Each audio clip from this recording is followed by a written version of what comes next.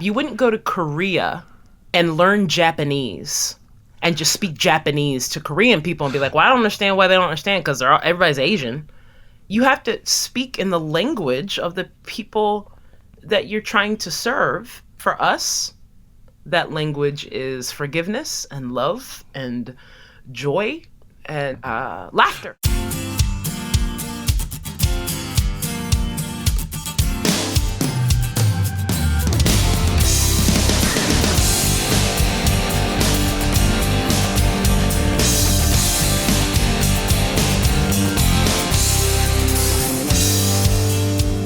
Hello, I'm John J. Thompson, and boy was I excited to finally make it to Over the Rhine's sublime Nowhere Else Festival in the countryside outside of Cincinnati, Ohio, earlier this year. Michelle and I have wanted to get there since they started it many years ago, but something always got in the way. This last Labor Day weekend, however, we loaded up the car and made the relatively easy drive from Nashville up to Martinsville, Ohio to take it all in.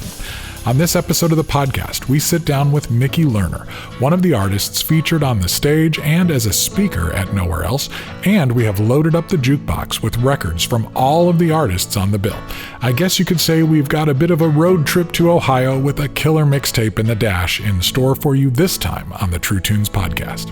One lone Tupelo stood against the iron weed, the golden rod that tamed our need.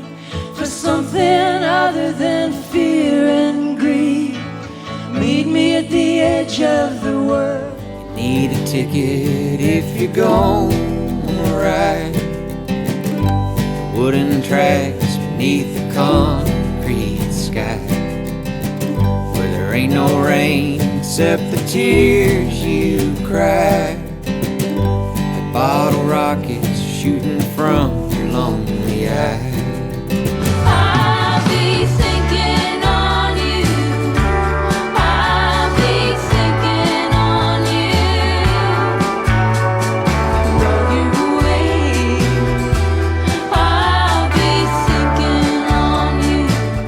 Playing for my supper 6 nights a week, hurricanes, Easter and New Year's Eve, 410 walls, now there ain't much left, looking like a homeless cheers on meth, homers in the corner breaking up a fight, good Lord, I hope I get paid tonight, I got a gig, baby. Some people suffer from a social stage fright, like the world is a sniper with a bright spotlight. You can hide behind a curtain, you can hide behind a mask, but stand in the center with a highball glass. It doesn't take long for your feet to get itching, and you boxing up your books, you packing up your records, you fill your favorite mug, you kiss the farmer's dog, and you take off in your 71 Chevy.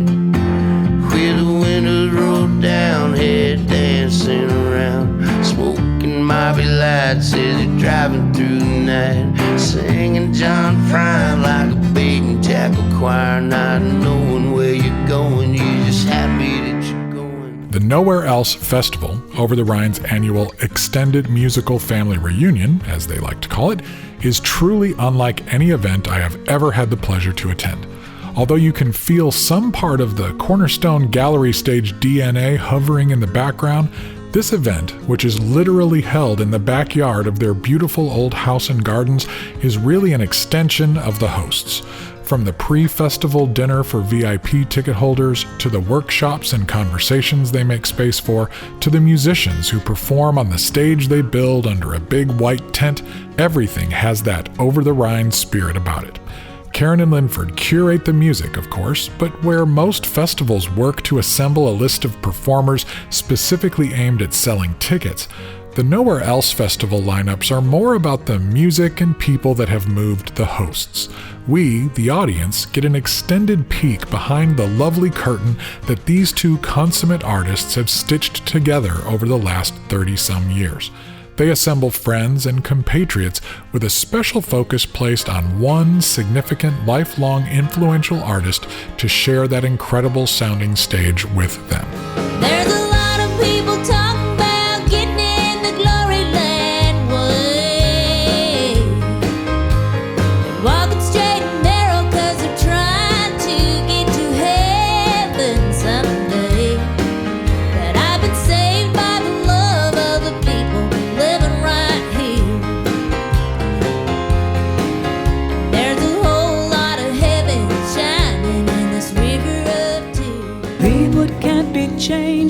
the past, let the old house burn down and the wind scatter the ash.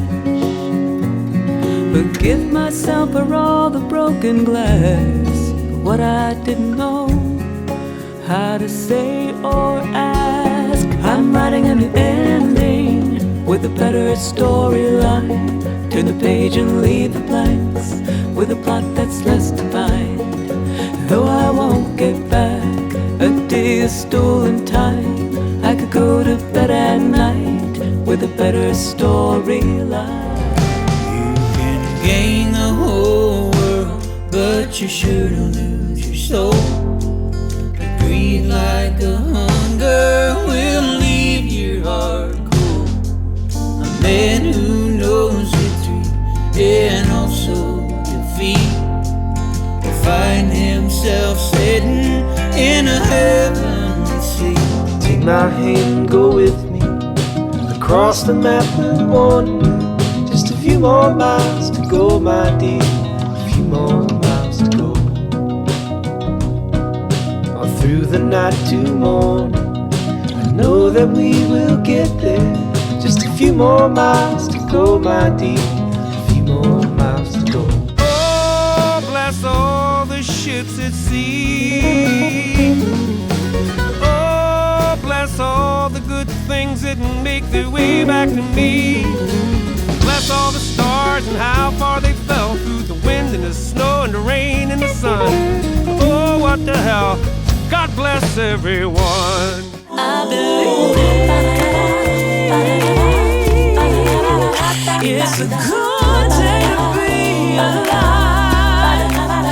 And though everything may not be as it should, life is good. One of the initial things I made a point to check out on the first day of the festival was a workshop led by songwriter, artist, and corporate culture coach Nikki Lerner. The program listed it as an event about, quote, finding your voice through improv, end quote. Lerner's experience helping corporations improve their communication styles, cultures, creativity, and yes, by extension, their productivity, was brought to bear in a workshop that involved listening, singing, and collaborating as a group. When she talked about finding our voice, she used the word our intentionally. This conversation was about finding a path toward community. I knew I wanted to talk to Lerner for the podcast even before I heard the full set she did with her R&B flavored gospel soul pop group. At True Tunes, we talk a lot about listening to better music and listening to music better, and I had a feeling Nikki would have some thoughts on that.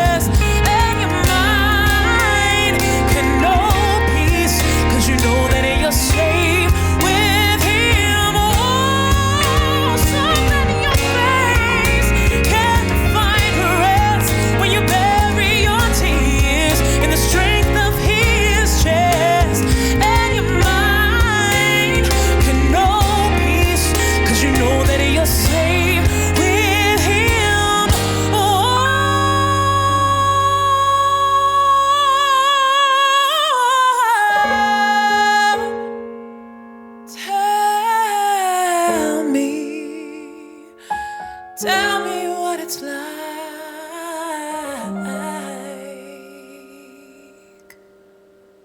We'll hear Nikki Lerner's fascinating story, learn about the cross-cultural skills she cultivated over the years, and what she thinks of this mission to listen to music better right after we take care of a little bit of housekeeping.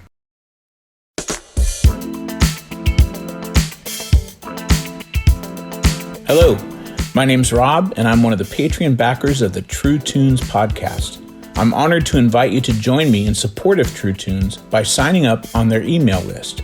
I know email is often annoying, but by being on the list, I get notified when new episodes drop and when new articles get posted at truetunes.com. Sometimes John even sends out short notes and gives away records and swag and stuff. Super cool.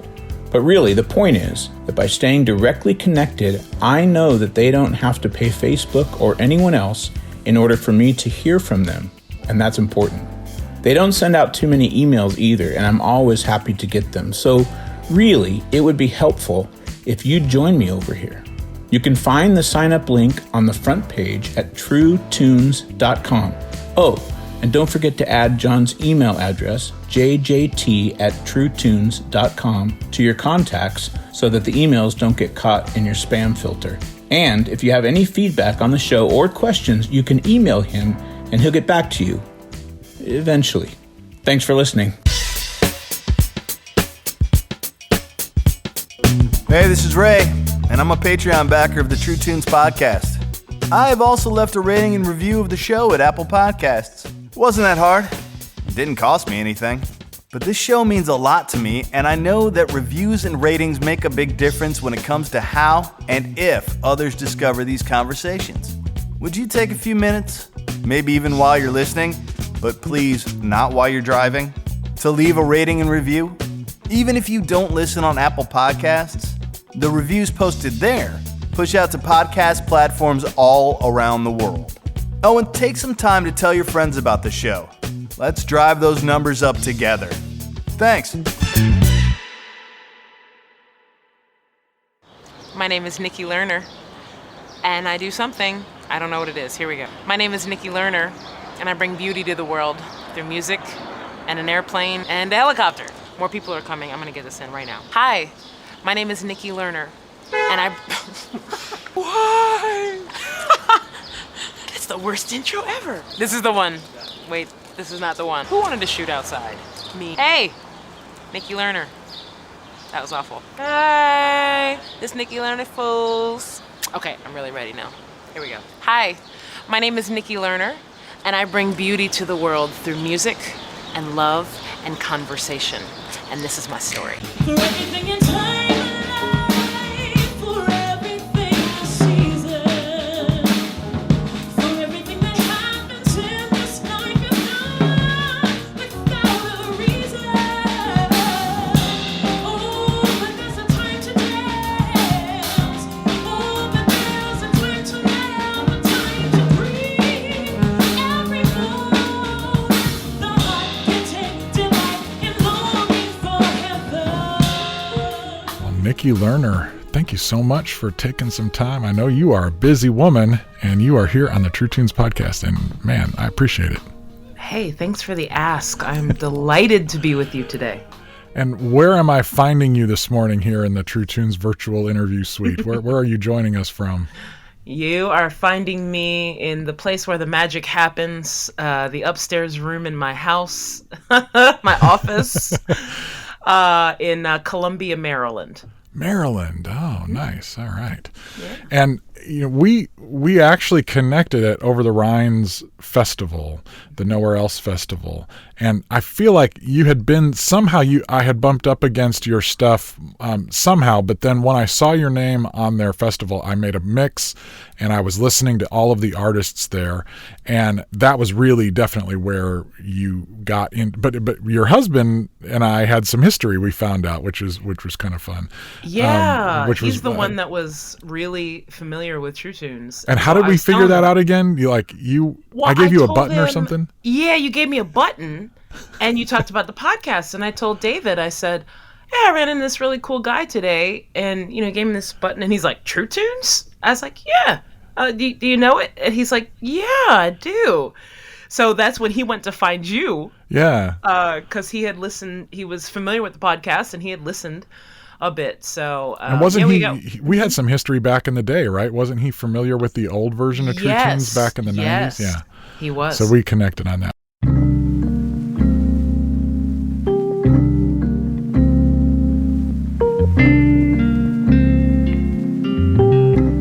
So tell me about, before we get into what you're doing today, which is so exciting and why I was like, oh my gosh, I have to have her on the show right now.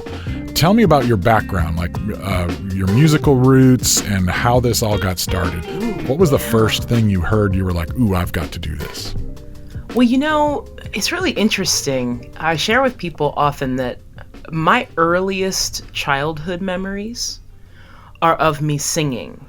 Like, that is my first memory. Like, I remember sitting, we used to go over to my grandmother's house all the time and sitting in her living room, and she would have a couple of her friends over, if our family was over or whatever, and she would say, Nikki, sing that song. Sing that song. And that's like an early childhood memory. And so there's never not been a time where, I have not, that music has not been the core of part of who I am, right? I totally relate to that. Yeah, it wasn't like, when I was 16, I figured I'd make a choice and sing. Right. It's like it's just always been there. And so, so early me was always singing and being creative. I used to want to be a dancer, believe it or not. When I was young, I always thought that I would be a professional dancer. And then I was kind of dancing and singing and all these things. And then, music has just always been there. And I had been kind of, singing and doing my thing. And when I was in high school, 9th grade, you get to choose your elective. Oh. And I thought to myself, hey, I'm not going to join the choir. Like, I don't really need it, whatever. So I didn't join the choir in 9th grade. And then that same year, I had a very good friend of mine who had leukemia. He passed away in our freshman year. And so his family asked me to sing at his funeral. And like the entire high school came, right? And I sang at this funeral. And after that, I had like all of the teachers and the administrators, and they were like, why isn't this girl in choir? You know what I mean? And so from that point on, the next year, I joined choir. And honestly, I believe that moment was significant because I believe that it put me back on the trail of becoming a professional musician. I may not have done that had I not, decided to study again. It's right here in this place. It's right here where you want me.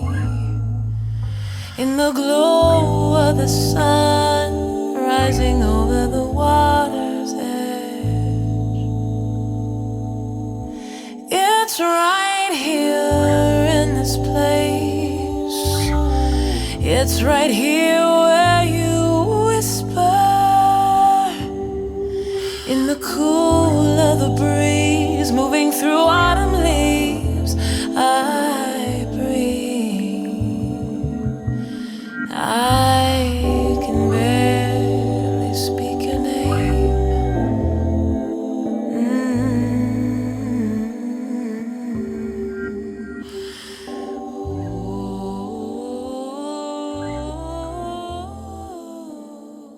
And choir, there's something about singing in a choir. Oh, yeah. I felt the same way, and it was a vulnerable thing when I sang in the choir at our church, which was this Episcopal church, and it was a small youth choir, so we were spread out and we were singing very formal music, and it was very disciplined. And then I got in this 80-voice choir in my high school, and it was packed, and it was very good. It was a really good choir, and we had a very good choir teacher, but I realized later, it was relationships, it was friendships, it was community, and all those voices, hearing all of those voices bounce back at me was really important. It really changed my relationship with music from being something that was very personal and individual, me and my headphones, to something that was about me in the context of community. And I think that it changed everything. Like it put me on a completely different path that I don't think I appreciated until a lot later. I totally agree with you about choirs. Choirs are almost like a football team, to some degree, where you hear all these, Slightly less violence, but only slightly. Only slightly. Choir people just use their words instead of their bodies. But, this idea of working together, the idea of building community, the idea of, listening. You can't be in a choir and do well if you're not listening to each other. Mm-hmm. What is the other person saying? And then how do I fill in next to them? And, really being in tune with other human beings. And then all the things that come along with it, right? Vibrations and resonance and sound. There's nothing like it. And from a performance standpoint, there's nothing like a choir. There's no other way to produce a sound like that other than having, 50 people on a stage or in a room or whatever, singing the same song. It's very powerful. Hallelujah, so worthy. Hallelujah, we praise your name. Hallelujah, so worthy. Hallelujah, Lord, we lift you up. Hallelujah, so worthy. Hallelujah, we praise your name. Hallelujah, so worthy. Hallelujah, Lord, we lift you up. Hallelujah, so worthy. Hallelujah, we praise your name. Hallelujah, so worthy. Now, what kind of music was your family listening to? What was in the ether for you, even as a kid? Yeah, my family was very diverse in their musical listenings. There was a lot of like old school R&B in my house, like the Temptations and stuff like that, right? Old school stuff. And then my mother was a fan of hair metal. Wow. You didn't see that coming, did you? I did not. You You got me. You got me. So who were some of the hair metal bands she liked? She loved Poison. Oh my God. And White Lion. White Lion. But she loved that stuff. Like, now we listened to like, it's not metal, but a lot of Duran Duran and like that whole 80s rock. 80s rock. Big melodic, stacked vocals and she loved that stuff. So that was a mix. And then there was a little bit of some of the more, what we would term kind of white American standard stuff. That sounds like you just listed a lot of white American standard I stuff. guess so. Yeah, I mean, so it was very diverse. Both of my parents are deceased. Which really, I think, kind of that story lends a lot of itself to how I feel about music, being so communal. My dad died when I was 1, so I didn't know him. And my mom passed away probably about 23 years ago now. Oh, my goodness. Yeah. Wow. Were they both African American? Yes. Wow. So I like to tell people... They grew up in the 60s, kind of in that culture where it was in New England, where it was kind of a little bit more eclectic there? Yeah, it was, and they were artists. So like my dad, what I do know about my dad is my dad was a visual artist. He was a painter primarily. And my mom was a visual artist as well. And then she sang a little bit. Okay. And so I kind of have a mix of their gifts. Yeah. The two of them. But I like to tell people, that I grew up in a tri-cultural family. Although we were all African American people. Sure. Okay. So my dad's family is from Gloucester, Virginia, which is very rural. Okay. Like their house is literally in the middle of the woods. It's like a memory I have as a young kid of like being scared to death to go over there. Right. So that's my dad's side of the family, very country, very rural. Yeah. And then my mom's side of the family was very multiculturally minded. So like there were all kinds of people in and out of my grandmother's house, our house. My aunt was married to a Russian man for a really long time. Her last name is Filatov. Right. Very, very, very diverse, very open. Okay. All of that. And then my mom remarried when I was about 3, I think. To my stepfather, who's still living. My stepfather's family is from inner city Baltimore. So those are three completely different cultures, and they did not always get along.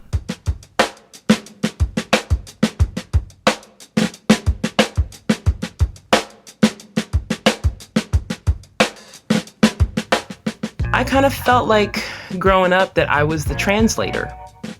I was the outlier because, you know, I didn't always feel like I belonged. Mm-hmm.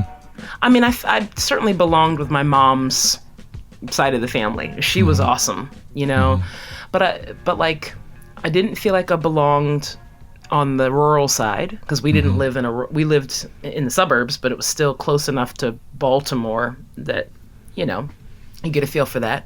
I certainly didn't identify with my family from West Baltimore and the city urban culture because that's just not my come from. And you know, I didn't look like anybody. You know, like I looked like my dad. You know, my dad was 6'4", and you've seen me, John. I'm 6 feet, so I'm tall. So my dad was 6'4", my mom was 5'2". You're normal sized. That's right, we're normal sized. right. I love it. Yeah, my mom was 5'2", and so even growing up, like I didn't look like anybody. My mom and my stepfather had my brother, who I'm close to, my brother John. But like even down to my skin tone was different than everybody else's. Like, I mean, it was weird. And so I always found myself as the cultural translator in the middle, which makes a lot of sense to what I do these days. Will you dance? And will you sing? Will you love him? Will you seek his face?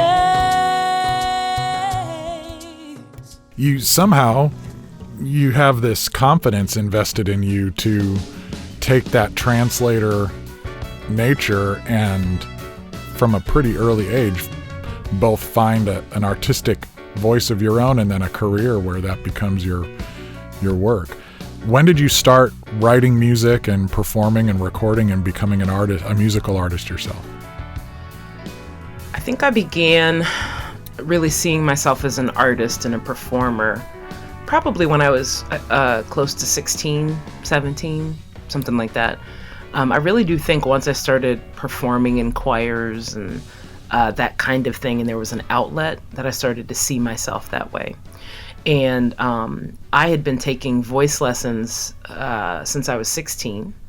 And when it was time to go to college, my voice teacher said, you know, have you considered being a music major? And I hadn't. In fact, I didn't even know that was a thing, if I'm honest. You know, that you could actually just do that in college. And so decided to be a vocal major. And I really think that, you know, when I was in college, I mean, I'm essentially a trained opera singer, right?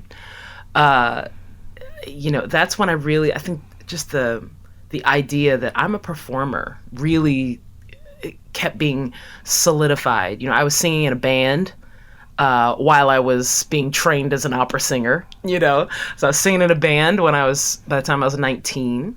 I sang in that band, like a vocal band for like 10 years.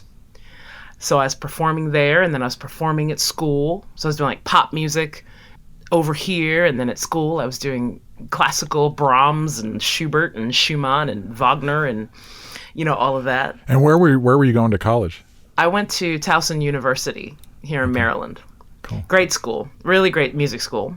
And so that's what I was doing. Right. And I mean, performing was just my life. You know, it's always been my life, whether that's been professional or just in my grandmother's living room. There's never been a time where I have not been a musical performer, if that makes sense. Right. And did you meet David, your drummer and husband, in the band? Was that kind of how you guys connected?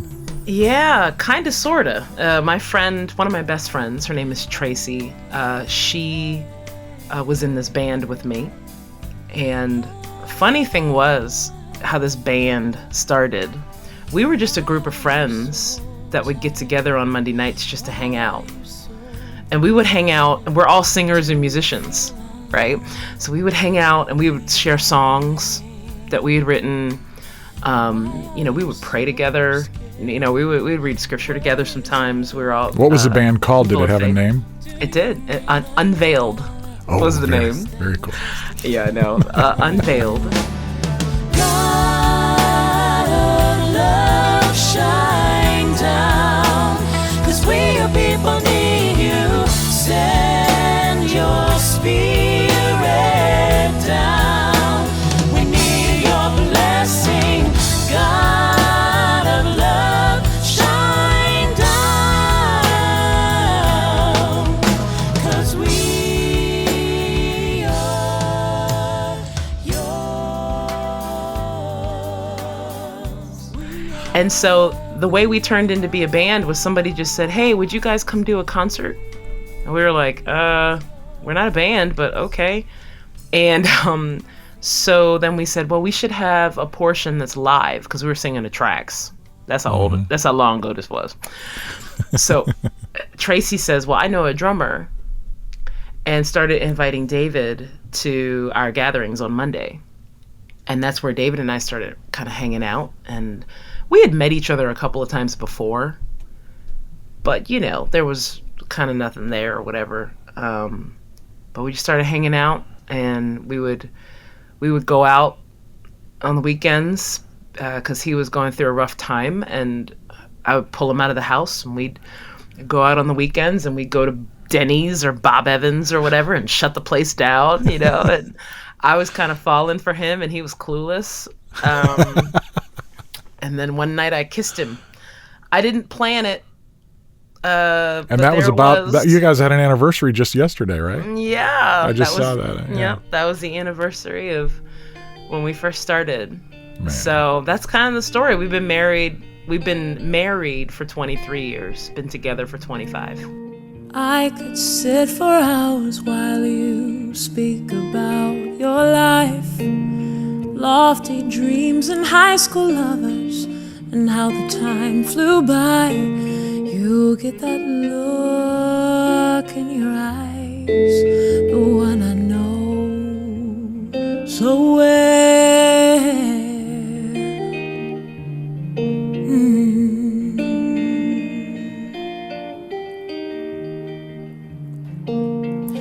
I could sit for hours while you slowly reminisce, looking back and thinking of good times you may have missed. You get that smile on your face, and light fills the room. Just to be with you, just to be near you, loving you, never gets old. Knowing you never gets old. When did you start writing music and coming up with original songs? Yeah, so I probably started writing music around 2008. And I remember a distinct moment, actually, John, where I never saw myself as a songwriter, really. I mean, I had written a little bit in the band, but still, like, even if I wrote a song, I thought, oh, well, that happened by accident, Like, I'm a performer, but I never thought of myself as a songwriter. That's how I felt. Right. Like, it was totally random. So, but I don't know, I had this epiphany from a friend, actually, in like 2008. And I'll never forget, there's this songwriter in faith circles back in the day, a guy named Chris Tomlin. And so I remember a friend of mine said to me, we were at a conference, and Chris Tomlin was talking about songwriting, and he leaned over to me and he said, "Who said that Chris Tomlin gets to write all the songs?" That's all he said. And I was like, oh my God, you're absolutely right. Amen. John, that is the moment I started writing songs. There you go. Amen. It's like it never dawned on me before, because it was always like, oh, well, those are the really gifted writers. Right. You know, Paul McCartney and, you know, all these people that, like, they're the writers. The rest of Right. us are just, you know, whatever. So that's the lightning striking moment. Like that's the revelation everybody should Yeah. have, is that we should all be doing this. It's not, it- especially yeah, if it you listen to those opened- songs, it's not rocket science at that point. Yeah, It's not I like mean, you- it opened everything up for me. And at the time, I was leading and in pastoral ministry in a faith community. Oh. And I had done that for a while. I did that for about 20 years. That's a whole another story. Wait, so when you say leading in a pastoral ministry, that sounds like a lot of words. So you were pastoring a church? Is that what you're saying? I was pastoring the worship ministry Oh, okay. at our church, a thriving multicultural church here in Columbia. It's about 5,000 people. Wow. And about 52 different nations represented. Oh my goodness. I want to go. So, yeah, it's pretty cool. But So yeah, you've I been did doing that as well. I didn't even know that. Well, Okay. I did that for about 20 some years. I've been out of that role for about 4 years now. Okay. But this is significant because, so around 2008, 2009, I was in this role.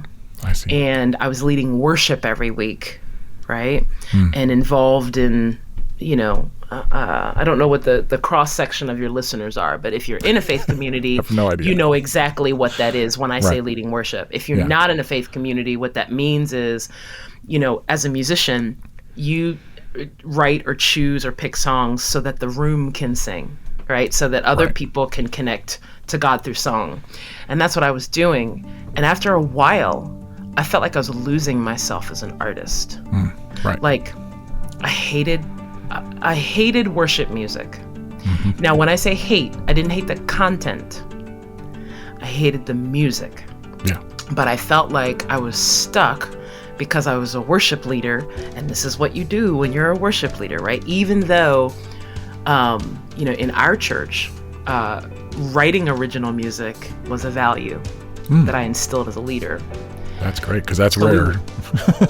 Often it's more like you're a cover band You're a cover playing band. the hits, You're and a you're the lounge glorified act cover that's band. opening for the main act, which is the TED Talk that's coming up in a little bit.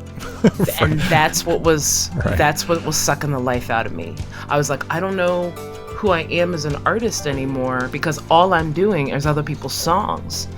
And I thought to myself, I have to get my songs out. I'm sorry for the way I spoke. I'm sorry for the lies I told. My pride just got the best of me. Can we start over? I'm sorry for the line I crossed. I'm sorry for this hurt I've caused. My pride just got the best of me. Can we start over?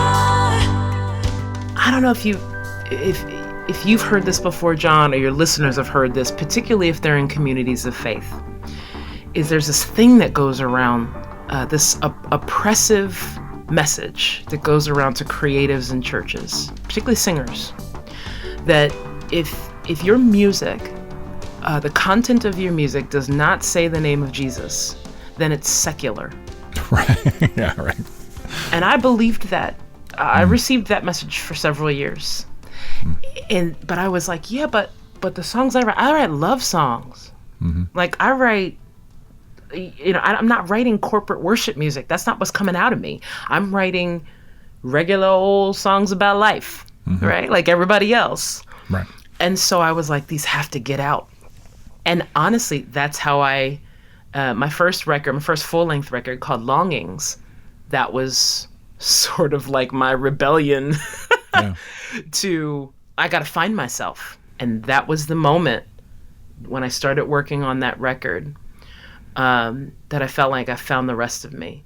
And it's cool that it manages to launch from this place that is spiritual and grounded, and it's got all this musculature from soul music and funk and pop and gospel all in there working, so that it's not just brain music. Like, it feels like something that's existed for a long time because it's evolved in its own environment, as opposed to something calculated and perfect because it comes out of a record company that says we're engineering this for a marketplace. This is kind of evolved in its own. It's almost like it evolved on an island separated from everything else, but it has ingredients from all these other genres.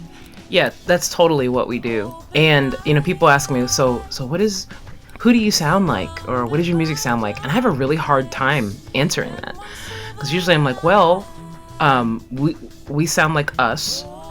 That's usually my first response, is like, right. I sound like me. Right. And then the music that we do, I'm like, well, it's a little bit of soul, it's a little bit of R&B, it's a little bit of acoustic, it's a little bit of whatever, Right. whatever we want to do in the moment.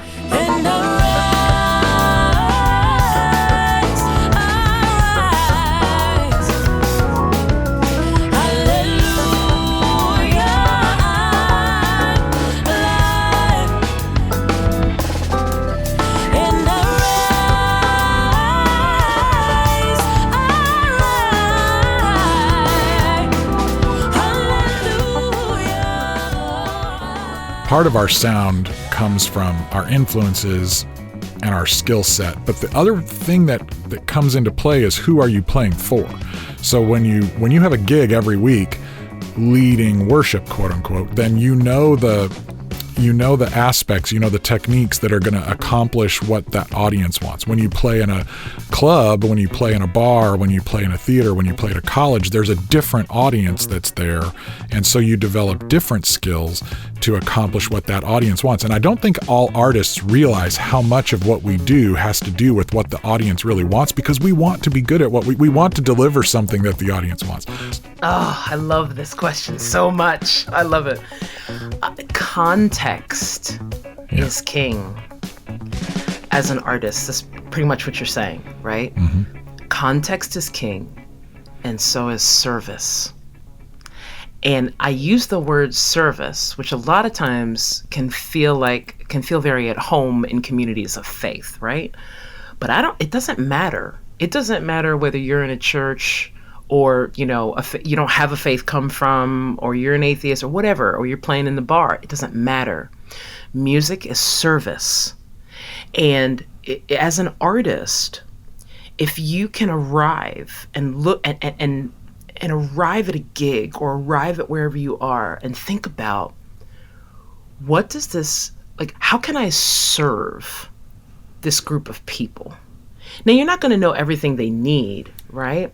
But if you think about how can I serve, then you can get your mind off yourself in the moment, right?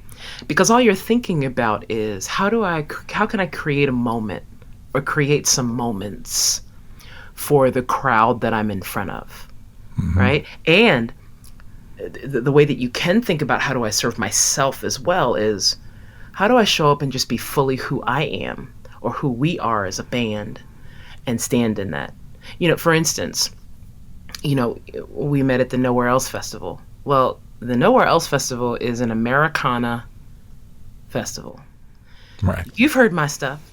You see me play.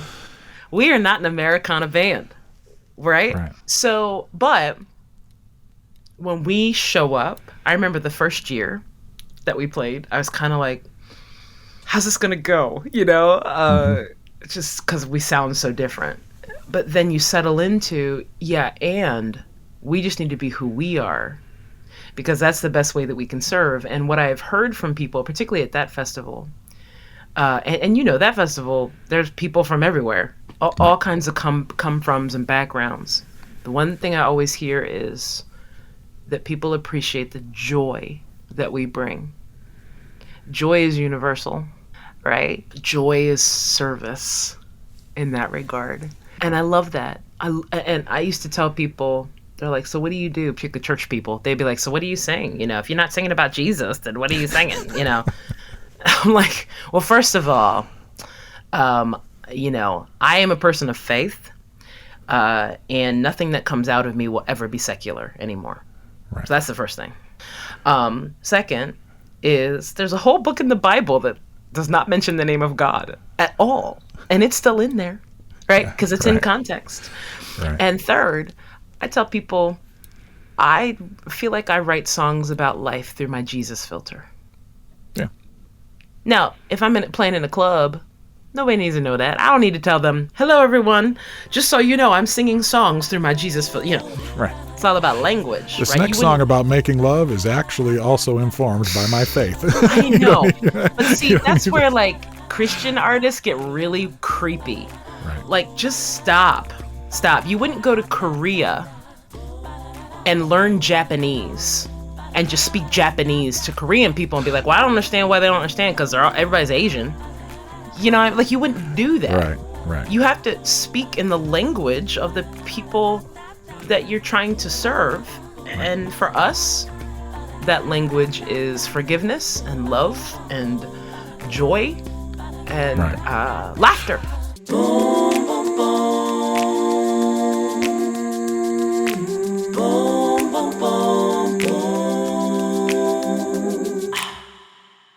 We'll be back with more of my conversation with Nikki Lerner right after this.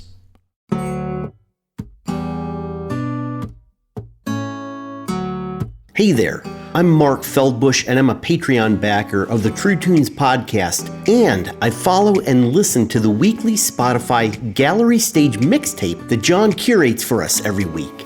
I get to hear classic artists that I really dig and discover new artists. Every week, usually on Wednesdays, the mix is updated with around 40 songs from brand new releases to deep cuts, and from across a wide range of genres including rock, Americana, indie, gospel, blues, sacred music, soul, and so much more. It's also great to hear a mix that blends up great music that is just good, beautiful, and true without all of the genre and market limitations and boxes I hear everywhere else. You can find the mix on the front page at truetunes.com or on the show notes page for this episode. And if you follow it, it will live there in your Spotify browser and update automatically each week. And don't miss the massive archive list where all previous lists get saved. And as great as Spotify is for music discovery, please support the artists you love once you hear and discover them there. Thanks.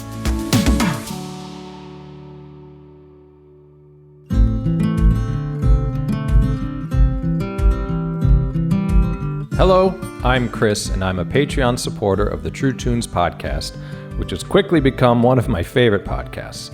I can always expect John's warm voice and insightful questions to draw out the stories, wisdom, and faith of beloved and new to me musical artists. After every episode, I'm always listening with fresh ears to favorite albums or visiting new albums for the first time. It's just like when I used to visit the old True Tunes store in Wheaton, Illinois, but now I can visit every week with new episodes. True Tunes Patreon supporters support the show with monthly donations of $5, $10, or $20, which helps cover the cost of producing and hosting the show. As a thanks for our support, we get early access to episodes and high-quality, lossless WAV files of each episode that we can download. We also have occasional Zoom meetups, some special live streams, discounts on True Tunes swag, and more. You can join me and the other patrons by visiting patreon.com/truetunes or finding the link on the show notes page. If an ongoing patronage thing is not the right fit for you, but you'd like to give us a tip to help with the costs associated with this show, you can find links for that on the show notes page. Thanks, and enjoy.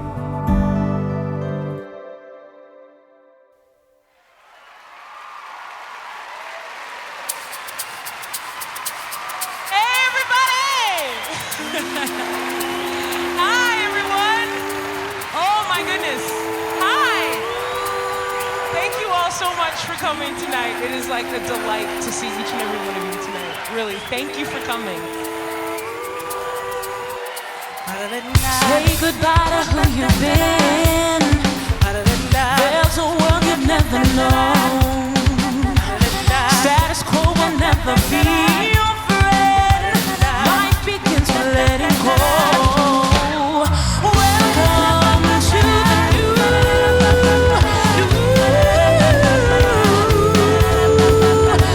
Welcome to the new.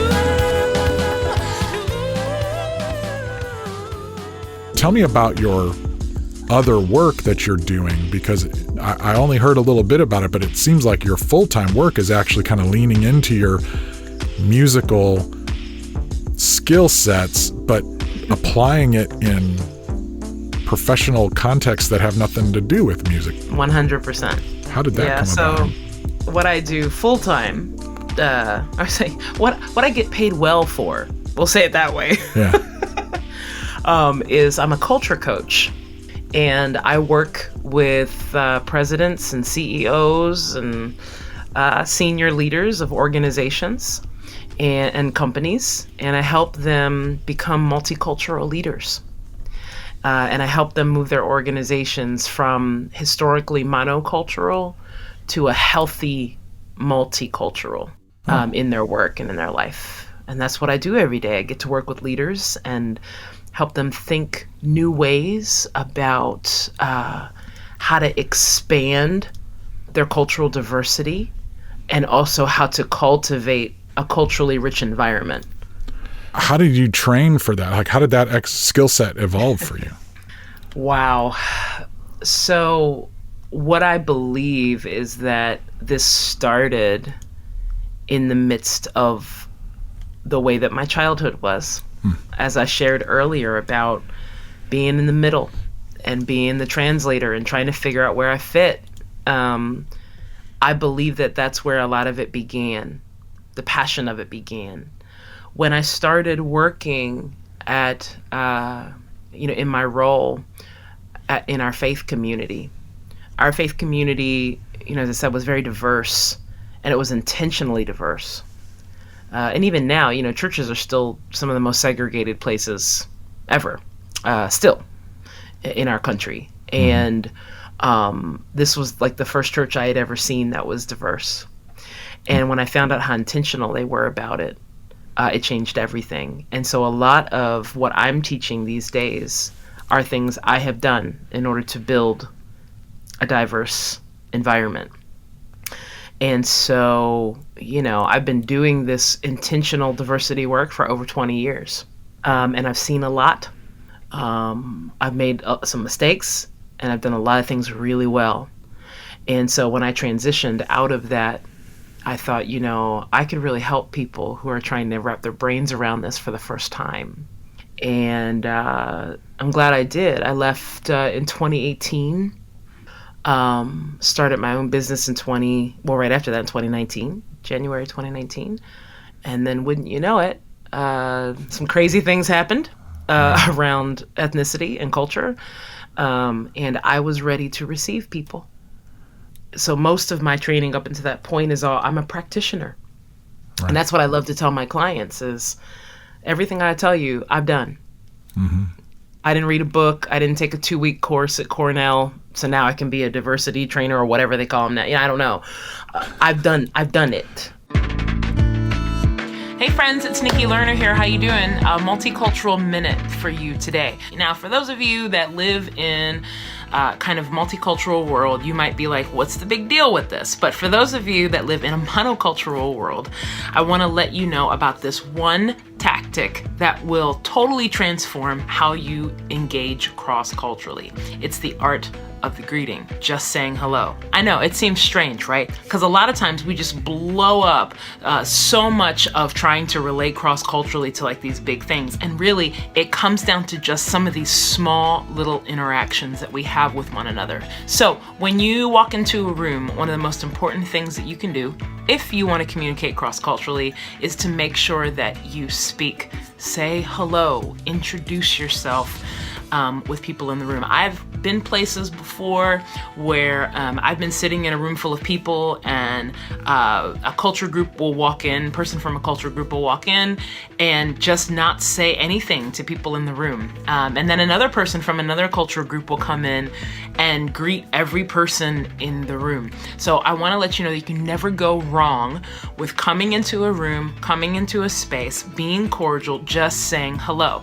Because check it, everybody can say hello. Everybody can introduce themselves. Everybody can at least have that initial, hi, how are you? My name is. You may not be able to connect with everybody on a social level. You may not be able to connect with everybody on a business level or a theological level or an education or socioeconomic level, but you can communicate by just saying hello. I've really zeroed in on this idea that music and art in general is like a sandbox that we get to work in. I think about being a kid and playing with tools and toys in the sandbox, and you think it's just play, but you're actually building muscles and skills that are going to come into play later in life. The kind of diversity work you're doing as a consultant is how is music and art speaking into this? Do you find that this kind of creativity work is helping people become more inclusive and more mindful of how they're achieving and enhancing community in their workplaces and their corporate structures or their communities? I do. Let me break this apart a little bit. Let me start with music. So, as we said, music is communal, right? Music is about what we do together. That's why I love it. It doesn't matter if you're in a choir or in a band or whatever, it's communal. And like I do, particularly when you play in a band, and I'm not talking, let me remove faith community band, because this doesn't always happen there. Right. Just in a regular old band, right? That a lot of times you are playing with people from different backgrounds, right? Depending on the kind of music you play, but even then, like, you could be doing a gig in a club and have a band open for you that's diverse or whatever. Like, we're always intersecting with each other. Right. And there's something about just playing music together and listening to one another's output and art that draws us closer to people from different come-froms.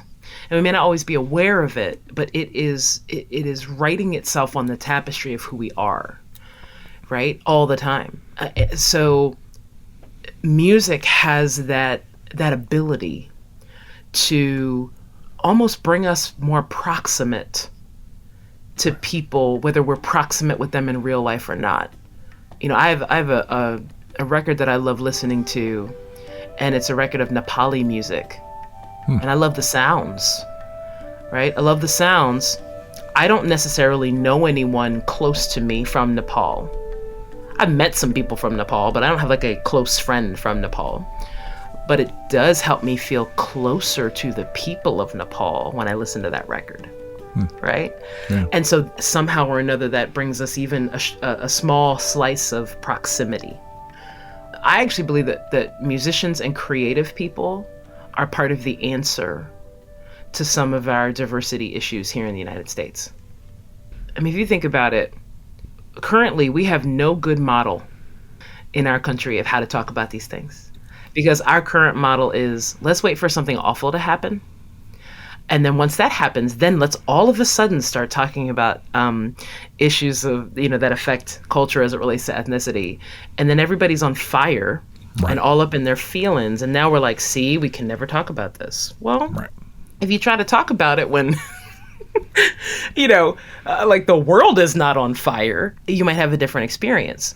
But what happens is we only talk about cultural issues or cultural come-froms in the U.S. here when the atmosphere is negative, when it feels like drudgery, when there's blame, when there's shame, when there's guilt. And the reality is that artistic people have the opportunity to give us some context that is full of things that we feel, that is a bit more, if I can use the word redemptive, a bit more redemptive than what we're used to. I think art Art draws us or invites us out of our head and into our heart. Open up the windows to my heart. Look into these eyes and see what makes me step into my story if you dare.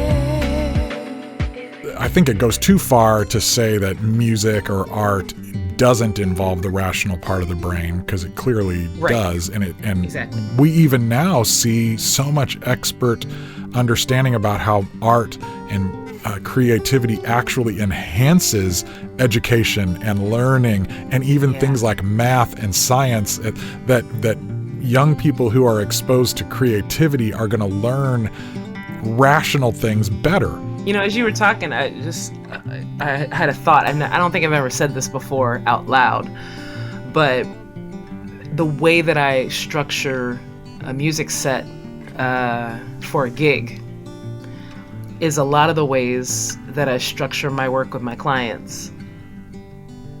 Interesting. How so? You know, so if I'm in front of a new audience as a musician, I realize that the first 5 to 10 minutes that we're dating.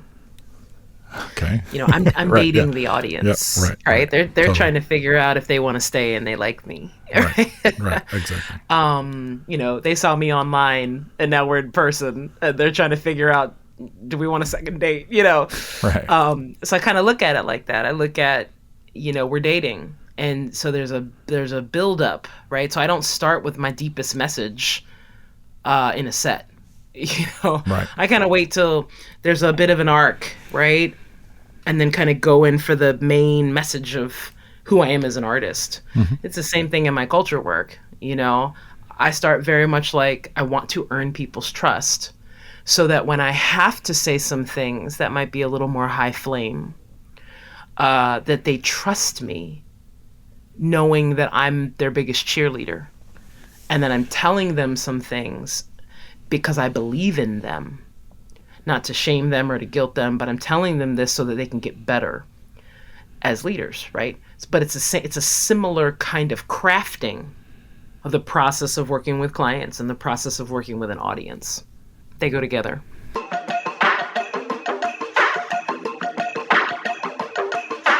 You did an exercise at the Nowhere Else Festival where you would start with a real simple melody and have people sing it and then add to it. Tell me about this exercise and what it accomplishes and how you developed this and why. Well, the strategy behind an exercise like that is listening, is confidence building, and is more creation. So in that exercise, and by the way, when I showed up for those workshops, I showed up, I didn't know what I was going to do. I mean, I know how to lead something like that, but I didn't have any melodies. You know, I wasn't like, okay, here's how we're going to start. Woo, you know. Yeah. I was like, I'm going to see what's in the room and we're just going to go with it. And that's what we did. And so I said, who's got a melody or, you know, whatever. The second day, I don't think you guys were there, but the second day, this woman's phone went off by accident and it had a tone. And I was like, let's use that. Everybody sing that tone. And the whole room sang the ringtone. And we built an entire song off of the ringtone. It was so awesome.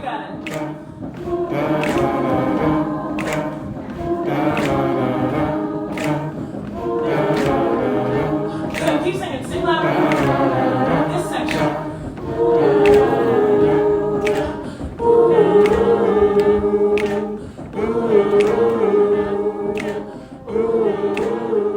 But so in that moment, right? So somebody starts with an ostinato pattern, very easy pattern. Could be anything. And the point is to get everybody to sing that pattern first, so that everybody starts at the same level. Right. And that everybody knows the basis of the song. It's really important. Because a lot of people just want to start adding parts. It's like, well, you can't add a part to a song you don't know yet. Mm-hmm. You got to listen. What's the bass? So listen to the bass. So everybody sings the bass, and or the bass notes, I mean. And then you build off of that, but you try to keep the stability as much as possible, because people don't know where you're leading them. They don't know where you're going. So you have to have something that is constant. And then you literally start making stuff up. And you think, what sounds good here? Oh, let's just try this. Let's just try it. That's the beauty of an improv space like that, is there's no right answer. And that is really what I wanted people to experience. That there's no right answer. There's only creativity in a moment like that. We could have sang whatever we want. Now, it has to make sense. But making musical sense and something being musically right are two completely different things. How so? Right? Well, so I wanted it to make musical sense. Making musical sense is the part that I'm adding here, does it enhance what's already being sung? Right? Musically right could be, if you're going to sing a C major chord, let's create something that sounds like it makes sense. Doesn't mean it has to be non-dissonant, right? And my main point with the audience in that exercise is to try and to experiment, because, I think our society, everybody wants to be right all the time, and no matter what that is, right? And nobody wants to look like a fool, but you cannot grow if you're not willing to look weird. I tell my clients all the time in diversity work, you have to be willing to be awful before you're awesome. But everybody just wants to be awesome. So that's what I wanted people to feel. I wanted people to feel the discomfort. So you do those kinds of exercises with corporate clients too? People in suits and boardrooms? Not singing. Singing. Oh, other types of ways. But I think that there is an element of co-creation that I'm trying to draw out of them in the process. Most of my corporate clients, they want me to just tell me tell me the 12 steps. What are the 12 steps to a perfect diverse organization? I'm like, it doesn't exist. You got to make it up. Yeah, you got to create it. Right. And it's hard. It's hard for people to trust themselves because they're not used to trusting themselves. They're used to trusting other people to tell them how to do it.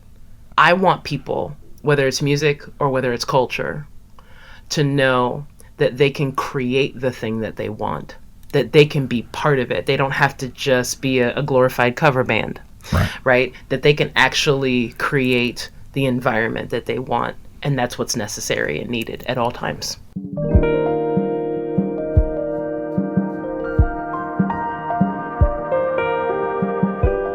We are so used to the way that we are used to seeing how success has come to us in the past that we can be afraid to try a new way of being.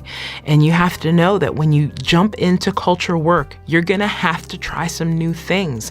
And it's going to feel uncomfortable.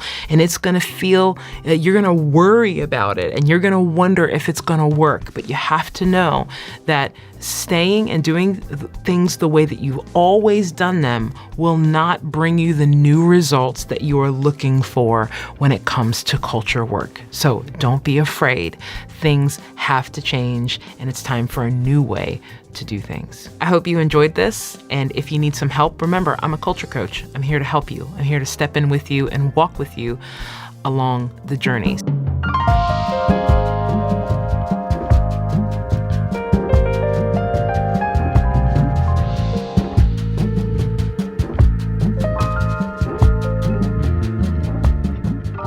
So how has this work that you're doing as a consultant over the last years impacted your creativity as an artist? Well, it was a side effect that I didn't see coming. And that is that, when I was leading a creative department at my church, my full-time gig was, all the money I made was coming from creativity and music and whatever else it was. And when that stopped and I shifted over to doing culture coaching, and that's where, 99.8% of my income comes from is coaching. It actually freed me up to just be an artist. Like I wasn't thinking about, okay, how do I make a living out of this? Right. And I used to equate that to meaning that I had failed at some level. Like if I wasn't making 100% of my income from my art, then I'm a failure. You know, I'm a creative failure. But that's not true. I actually think it's the other way around. You know, my coaching work pays me so well that I get to choose with regards to music, right? Right. So I get to pick. I don't have to take everything that's around because I need to pay my mortgage. Mm-hmm. You know what I mean? Like I get to choose. And so now it's what you said at the beginning. There's a lot less pressure on me. Now I can just create.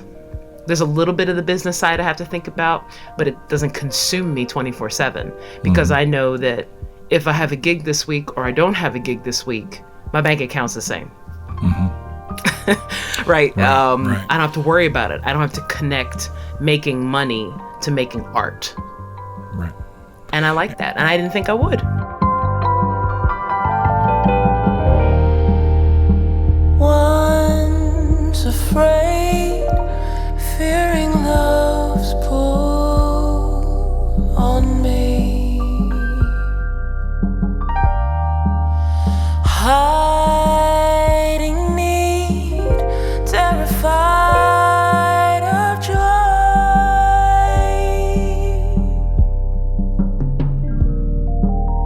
haunted by trails of lovers left behind, scared to walk the journey on my own.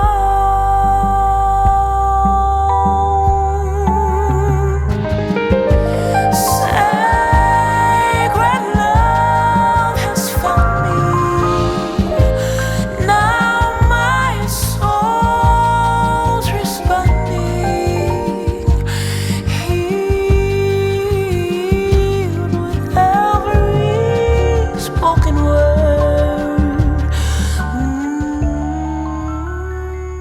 How can people track with you? What's the best way for people to keep in touch, whether it's the music side or if somebody out there was like, boy, I could use a culture coach right now? Yeah. Well, you can find everything I'm up to at nikkilerner.com. That'll send you everywhere.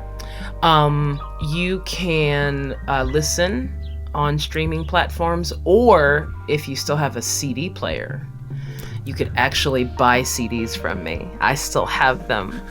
I still have CDs and t-shirts and a lot of fun stuff. And I wrote a book last year that people can get on the website as well. If you want to connect with me about culture work, one of the coolest things you can do is listen to my podcast. I have a weekly podcast called The Culture Coach. It's really short, and they're just insights every week on all things culture. So you can check that out and connect with me if you want to talk. So there you go. What was your last book? Was it connected to the culture coaching? No, it's just it's really like a deep end devotional, if you will. It's called Life Whispers. And I journal a lot. I write a lot in my journal, and my friends kept saying, so when are you going to publish these? And I hadn't thought about it, but that's really what it is. It's just insights and thoughts about, trying to get deeper into who we are as people. Right. And then you said just the other day that you're starting another book now. I am. Yeah, I know. I'm on the hook now. That's this pretty book, brave. Yeah, I needed it. I needed to tell somebody. So this third book that I'm writing, this will be my third book, is about culture. Okay. And about the work that I do.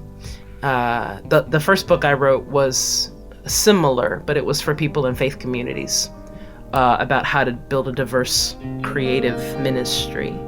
And then I wrote Life Whispers last year, and then this one will be about culture work. It will be for kind of your, mainstream corporate leader.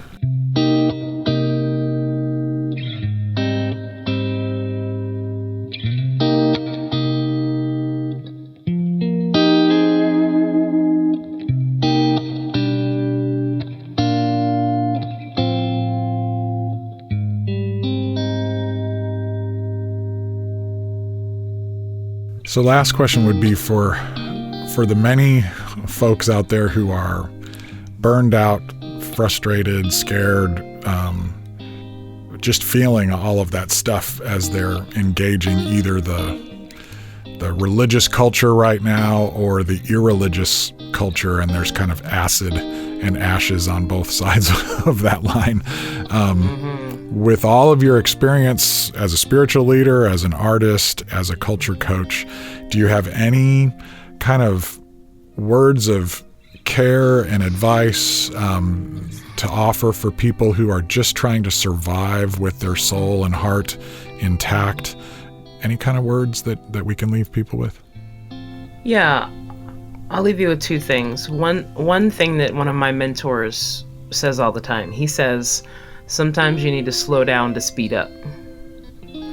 And for many people, particularly if you're burnt, if you think just keep grinding at it is going to make it better, you're fooling yourself.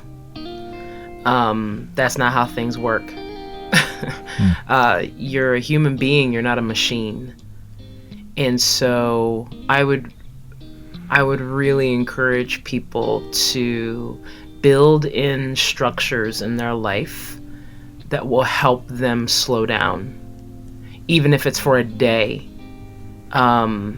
it will change your life. You have to do this. You have to do this. And for many of you, your best creativity comes when you're in the shower or when you're driving the car. Or why? Well, because your brain is at rest, really. So give yourself that opportunity. And the second thing I would say is just take time to ask yourself really good questions about your life. You know, things like, what do I want?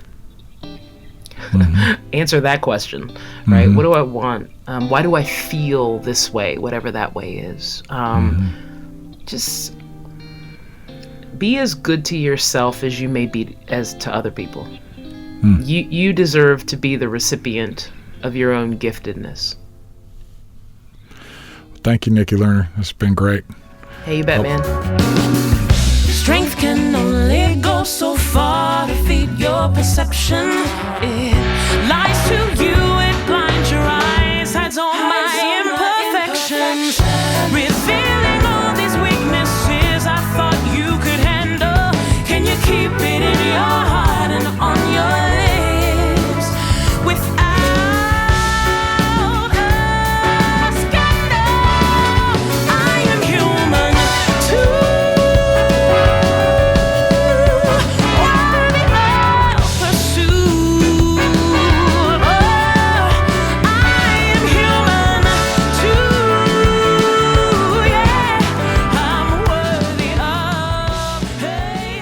Thank you so much, Nikki, for your generosity of spirit, your wonderful heart, and your smoking tunes. And thank you to Karin Berquist and Linford Detweiler over the Rhine for inviting us to this wonderful festival and for making sure Nikki Lerner had some space there. Human too, hey, how about you? Hey, oh, worthy of pursuit, I am human too.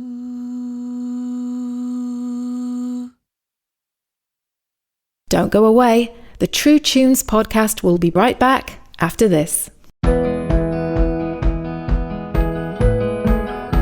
True Tunes is on the road. I've been to Indiana, California, Tennessee, Iowa, and Illinois so far, and we are currently looking at opportunities around the country. These conversations have been a lot of fun, with me bringing a turntable and some records and a guitar, and often finding artists or other special guests to join me. I've also done songwriting workshops, music business clinics, and even some conversations about how we can slow ourselves down and listen to music more carefully, more thoughtfully, and yes, more spiritually. So, from auditoriums to small groups, there's kind of something for everyone.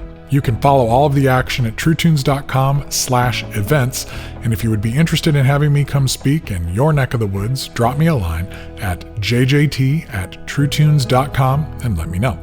I'm also excited to be aligning with the Porchlight Network for house shows. Porchlight is a growing network of house show venues around the country, and you can learn more at porchlight.art.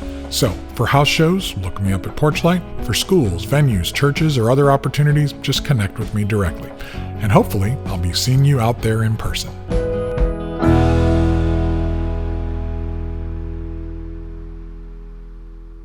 We're back with the True Tunes podcast.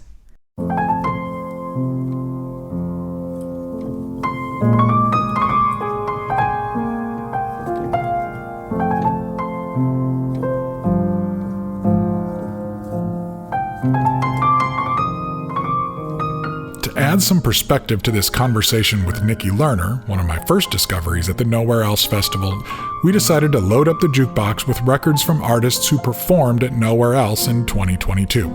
I'm going to bend the pop top off this can of Wild Heaven Stout here and drop it in the slot. Let's see what happens.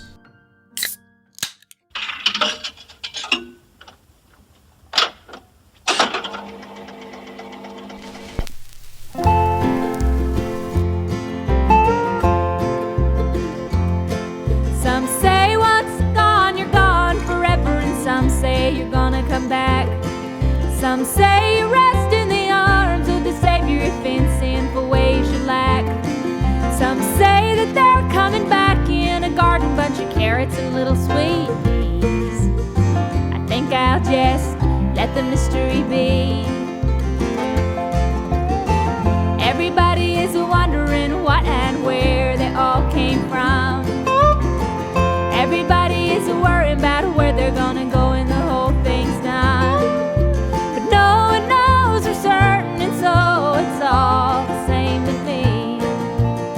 I think I'll just let the mystery be. As I mentioned earlier, Karin and Linford of Over the Rhine curate the Nowhere Else Festival not around who is the most popular or even who they think will generate the most buzz. No, they generally work to find slots for artists they have toured with or have met on the road. They save one slot every year for an artist that has shaped them, and by extension, all of us, in a major way. This year, the legacy artist was singer and songwriter Iris DeMent, the enchanting vocalist and breathtaking songwriter who went toe-to-toe with none other than John Prine several times. She don't like her eggs all runny. She thinks that crossing her legs is funny. She looks down her nose at money. She gets it on like the Easter bunny. She's my baby, I'm her honey. I'm never gonna let her go.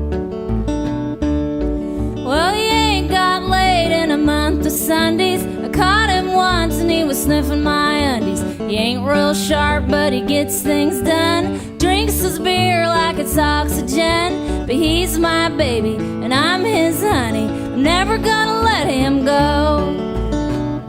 In spite of ourselves, we'll end up sitting on a rainbow. Against all odds, honey, we're the big door prize. We're gonna spite our noses right off of our faces. There won't be nothing but big old hearts dancing in our eyes. Yeah, seeing Iris DeMent and Over the Rhine together would have been more than worth the price of a full event ticket. And truth be told, I wasn't super familiar with most of the other names on the bill. I had heard of a couple of them, but most were a mystery. As they played, though, I could tell why each one of them had been selected.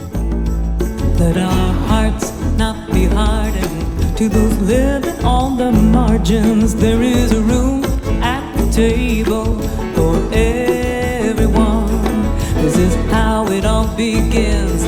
This is how we gather in. There is a room at the table for everyone. Carrie Newcomer is a folkie's folkie. Her warm alto and gentle style immediately recall the pure folk sounds of the 60s, but her songcraft and production finesse is modern through and through. Newcomer opened the first day of the Nowhere Else Festival with a packed seminar that touched on her songwriting process and personal perspective on the creative life. She then took the stage a few hours later, and her rich voice rolled gently through the grounds. I don't know how, no, I don't know how. I've never done this before, at least until now. Learned by heart the hard and easy parts, but I'm feeling it clearly.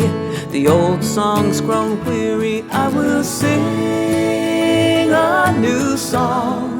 The old ones carried me this far and for so long, but it's time to walk on, lifting up my voice and heart with a new song.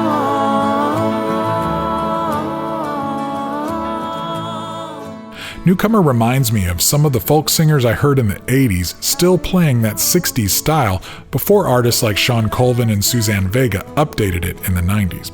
She's been putting out acclaimed albums for over 40 years now.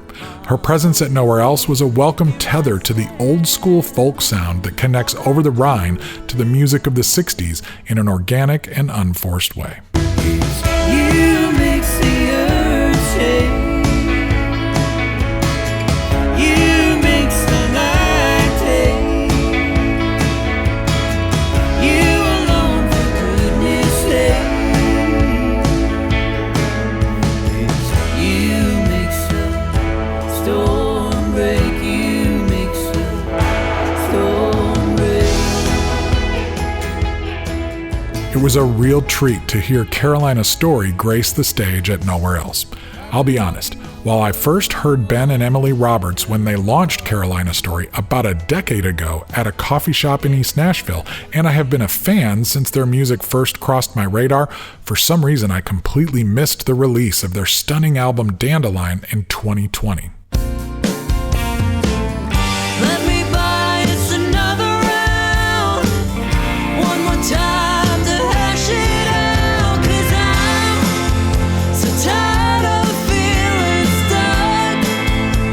Why you so hung up? Did my words get in the way?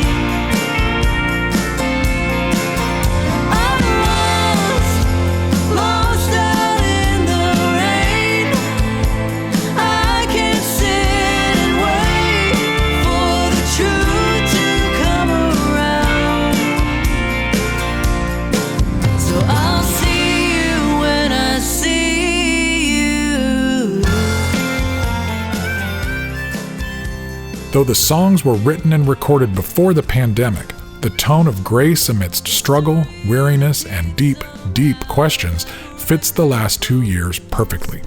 The stories behind the songs, which Ben and Emily shared during an amazing conversation with Linford in the loft of the barn, well, I'll hold off on talking about that in any detail, as I hope to have them on the show before too long.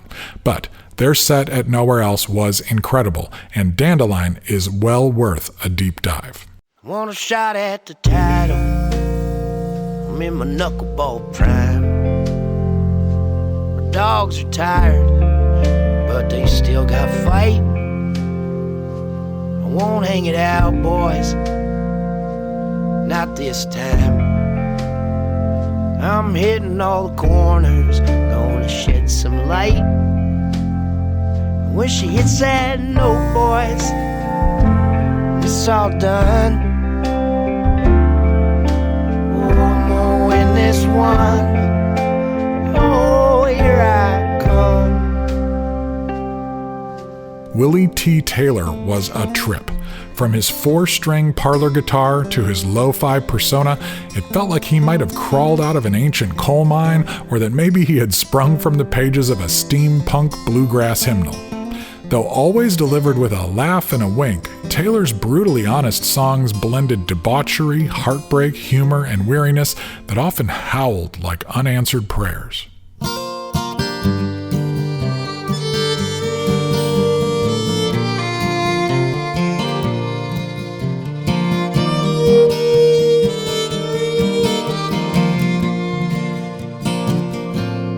My heart fell like a shotgun shell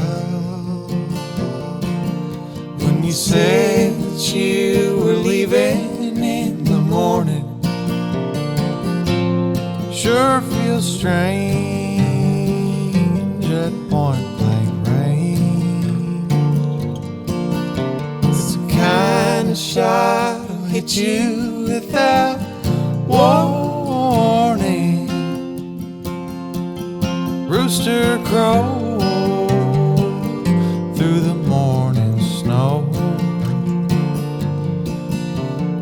song sadder than he knew he was singing. That old bird has a way with words. They hurt more with every bottle I've been drinking. Acoustic duo Daniel Ryan Harvey and Isaiah John Muller, known musically as the Wine Tree, took the stage with an acoustic guitar, a fiddle, and their two voices. They needed nothing else. This was another major discovery for me, as I had their melodies and stories stuck in my head for a long time after the performance. As we talked outside the tent, we found out that we shared some Cornerstone history. One of the guys had been in a band which played that festival. Their latest album, What I See When I Go Home, is a lovely, stark treasure of a record. Hopefully you've noticed their songs on our weekly Spotify mixes. I'm hoping to have these Kentucky natives on the show here before too long as well. Bottles' ways are hard to figure when you have to break the seal or pull the trigger. Of all the things she could have chosen to forget, she drove off playing my Willie Nelson cassette. She's taking back roads down through Tennessee. Red-headed stranger never meant so much to me. Red-headed stranger never meant so much to me.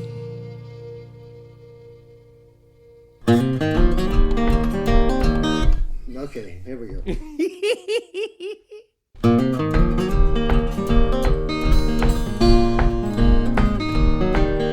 It's another good day above ground, Lord. Another good day above ground.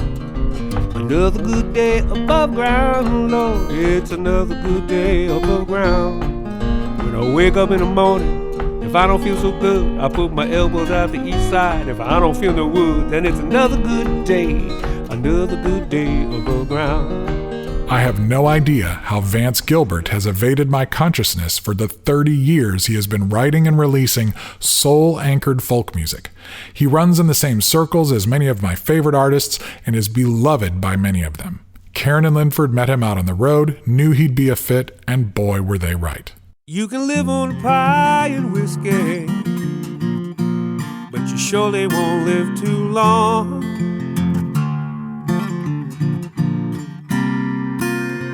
One is as sweet as your very first kiss, the other gonna go down strong.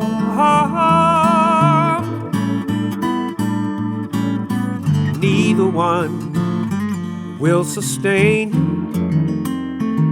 when the other make your belly lame and go all wrong. You can live on pie and whiskey, but you surely won't live too long.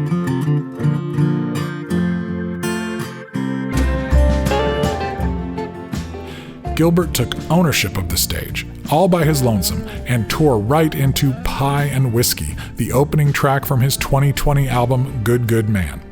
Between his devastatingly smooth vocal, perfectly aggressive guitar style, and one of the best opening lines I've heard in years, it took him exactly 42 seconds to make everyone in that tent a fan. Lock all the doors, shut all the windows tight, 'cause I'm bringing down the house of pain.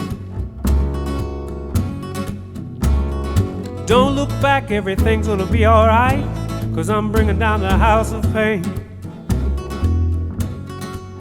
I didn't know that I didn't have a good time till I stepped outside into the morning light.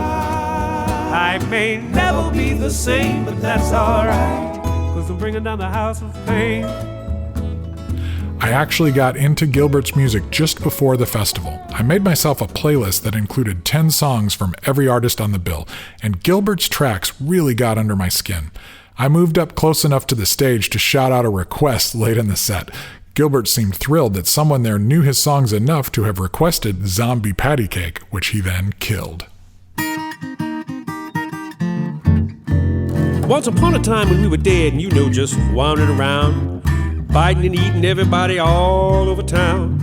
Not a lot of brain function at the old spinal cord junction. So we amble, we ramble, and make the strangest of sounds. With all that tromping and marauding and human smorgasbord and other zombie business, a zombie surely can get bored. So when two zombies meet each other and bump foreheads, it's no mistake. It's a perfect opportunity for some zombie patty cake, zombie patty cake. Clap the back of both hands, then the right, then the left, then the wrist of your friends. You hope your arms don't fall off and your elbows don't break. Other than that, have yourself a good time. Play some zombie patty cake. Gilbert stuck around after his set and came back the next day to lead a songwriting conversation workshop. He actually moved the event out to the yard at the last minute, and the entire group sat in a massive circle that kept getting bigger as the conversation evolved. People just asked him questions and he riffed amazing answers, lobbing insights and one-liners like a master. I don't let the audience outright determine whether the song works or not, but I can tell by how it wants to fall that, it's just it's not working. But I tell my songwriting students, I say, well, don't let it be a non-song. I don't think anything is a non-song. I give it an urban metaphor.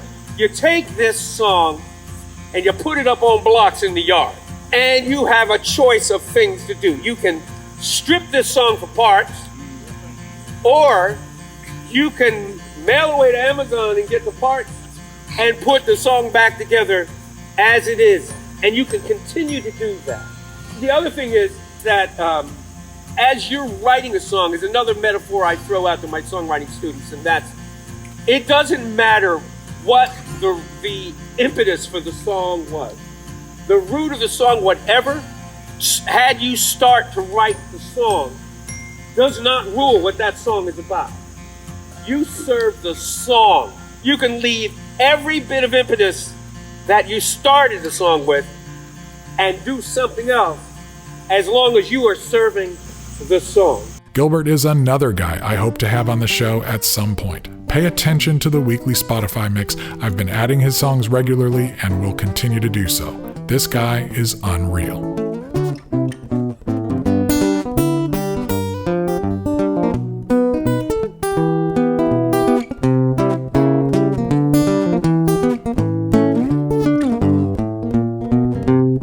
You like to call me right around midnight, when you know that I'm fast asleep, just to tell me that you're unhappy.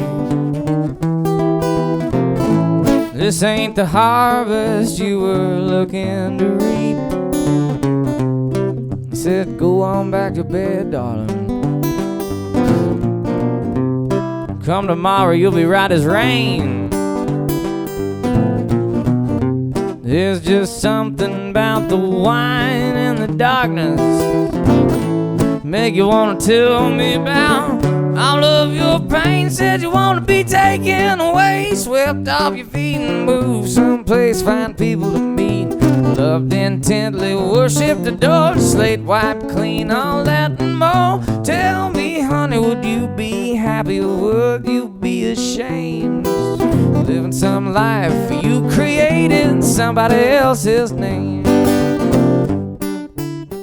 Another artist you should have been hearing on the weekly Spotify mix is Oklahoma native John Fulbright. This guy is explosive. It was as if Tom Waits, Woody Guthrie, Jason Isbell, and Graham Parker got together to create the perfect insurgent Americana pop icon.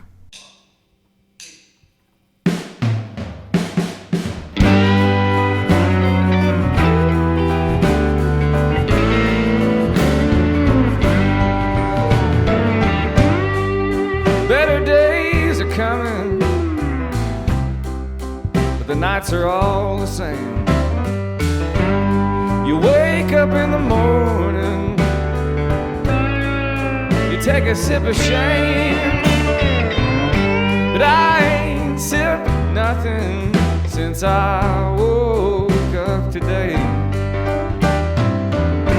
And to do right now is get down on my knees and pray. Well, God grant me whiskey, and I promise I'll be good. They say you help the needy. I think it's understood that I'm in need of stronger hands to pour me out the door. God grant me whiskey, and I won't lie no more.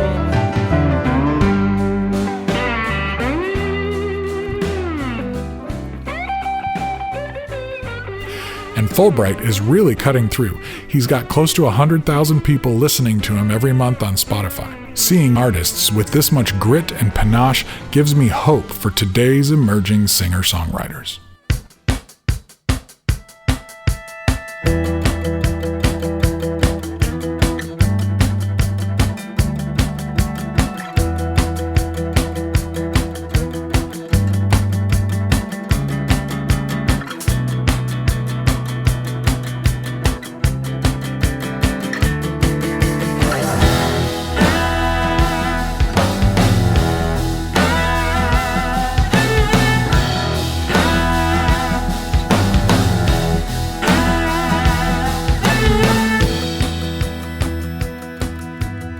Ben Solly is just a freak.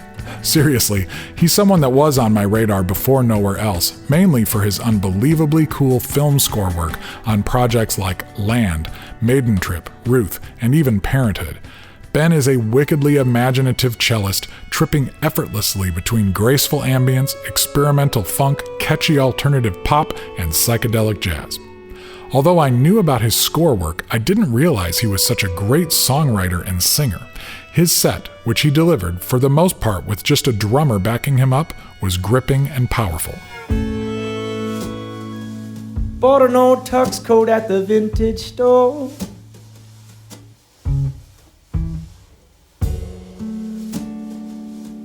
Had a few holes in it from the man before.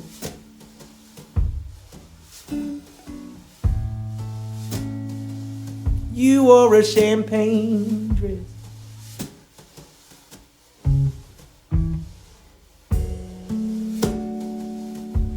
Bought it at Target 'cause it cost less.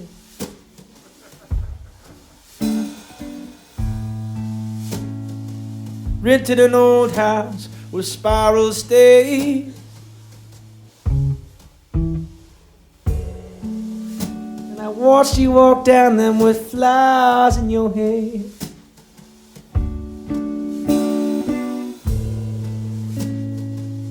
Four months ago I didn't know your name.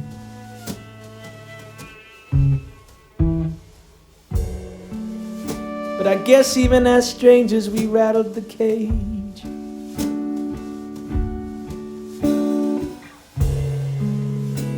There's a few folks whispering.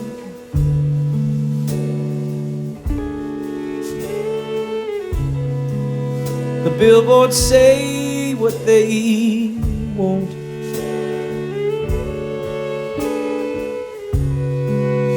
We didn't ask your permission. And I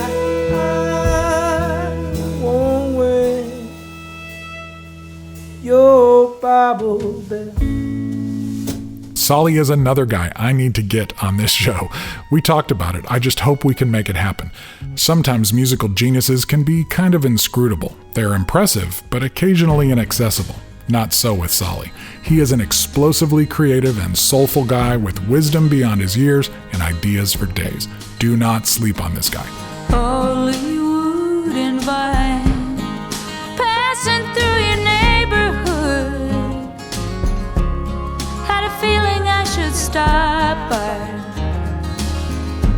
Read you a line from some old romance book.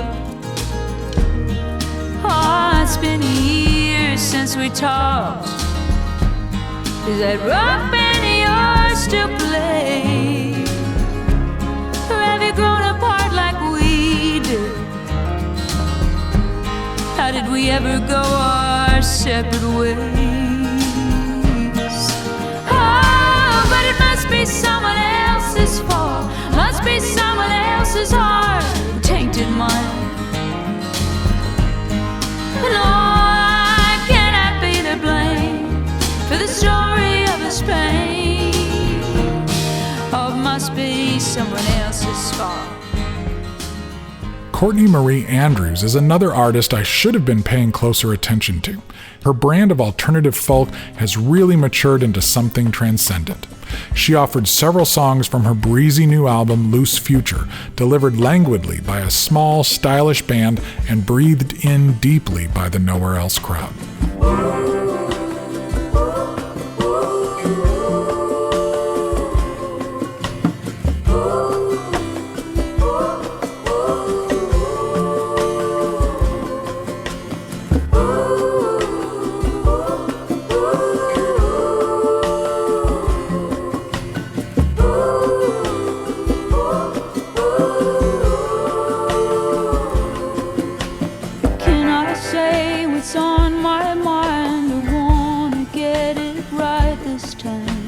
Awkward talk, awkward dance, missed another awkward chance, but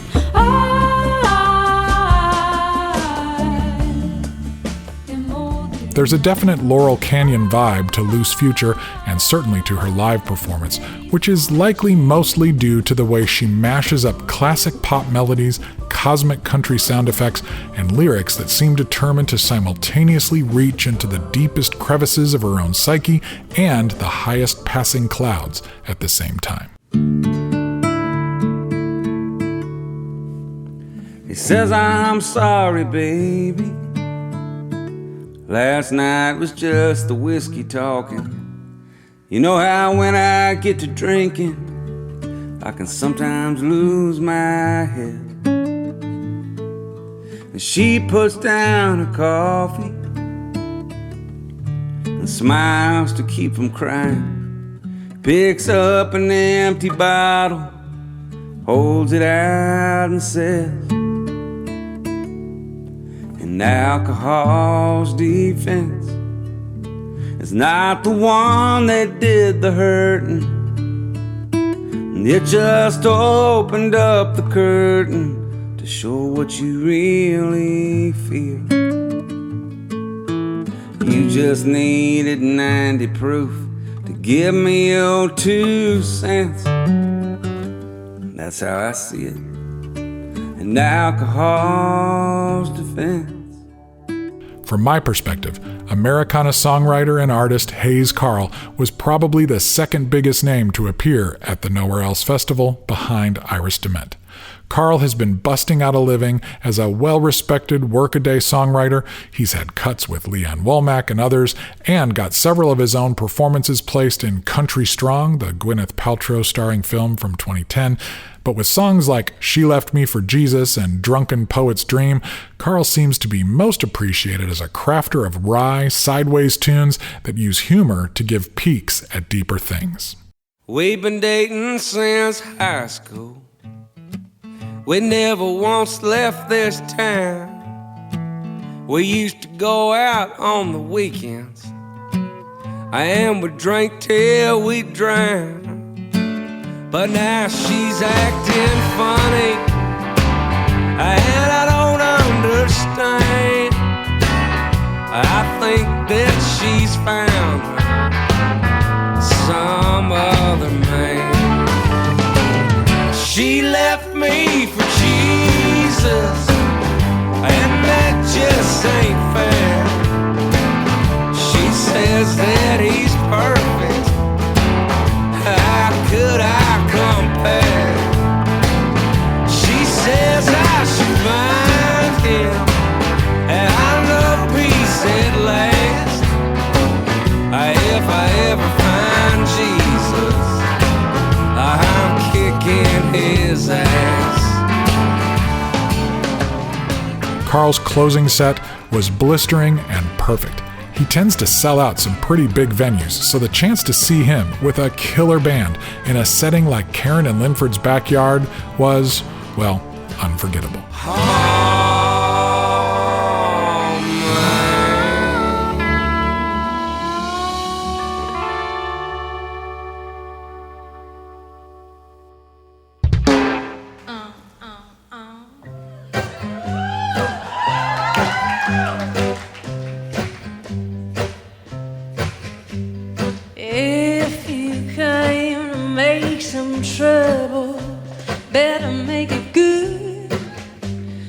sexy cocktail hour stubble is doing what it should. Looks maybe sweet and subtle. I think it's trouble, honey, I think it's good. Yeah, for you came to make trouble, make me a double. Of course, the hosts, the gems at the heart of this wonderful setting, were great as well. Over the Rhine played each night with the magnificent Jennifer Condos on bass, no less. They treated the fans to a couple of new songs and promised that Linford's latest solo album is just about done and that a long gestating hymns project is coming together. In the meantime, though, they have been hosting other events at their newly renovated barn. Hey, you, hair and blue, cut the sky clean in two. Life is love and love is you. Hey, you, hair and blue. Hey, you, hair and gray, life and lamb and Lanka gate. Don't forget to celebrate. Hey, hair and blue. Think of it as a cross between the Grand Ole Opry and the best house show venue you could possibly imagine. I'll tell you what, if you can get yourself to Martinsville, maybe book an Airbnb or get a room at the local inn and spend an evening with Over the Rhine in the loft of that barn, you'll be glad you did. Thank you for supporting us, and we couldn't do it. We really couldn't do it without you, so thank you so much.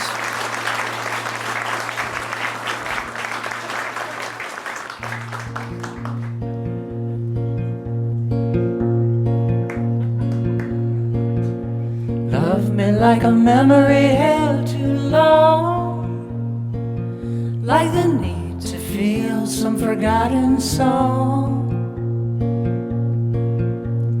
Kiss me to chills like there's only me, like it's hard to kill the last cottonwood tree. Love me later when the stars fall down, a burning light for a wedding gown. They stole the blood right out of this ground. They'd still kick a flower when it's down. Help me trace the scars on mountains, the sun that sits in a bloody fountain. Take me home and lay me down on the hungry earth. Love me, love me on the sacred ground.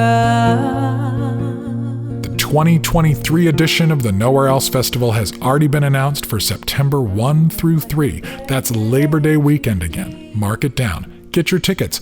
There's really no need to wait to see the lineup. The thing I loved most about Nowhere Else was that whether I knew the next artist coming up or not, I could just sit back and relax. If they were going to play on that stage, Karin and Linford thought they were worth it. Meet me at the edge of the world.